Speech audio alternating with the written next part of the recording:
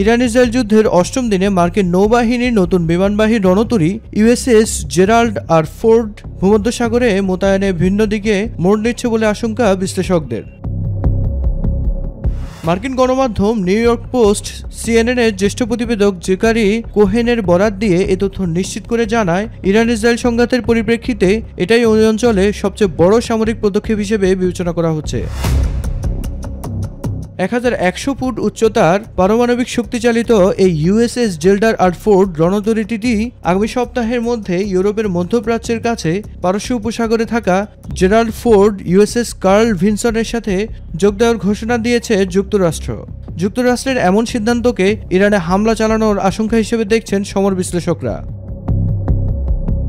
এদিকে ইসরায়েলি অভিযানে যুক্তরাষ্ট্র যোগদানের সিদ্ধান্ত নিয়েছে কিনা সাংবাদিকদের এমন প্রশ্নের জবাবে প্রেসিডেন্ট ডোনাল্ড ট্রাম্প সরাসরি উত্তর প্রদান থেকে বিরত থাকলেও ইরানের সম্ভাব্য হামলার জন্য মার্কিন কর্মকর্তারা প্রস্তুতি নিচ্ছেন বলে এক প্রতিবেদনে দাবি করছে মার্কিন গণমাধ্যম ব্লুমবার্গ নিউজ।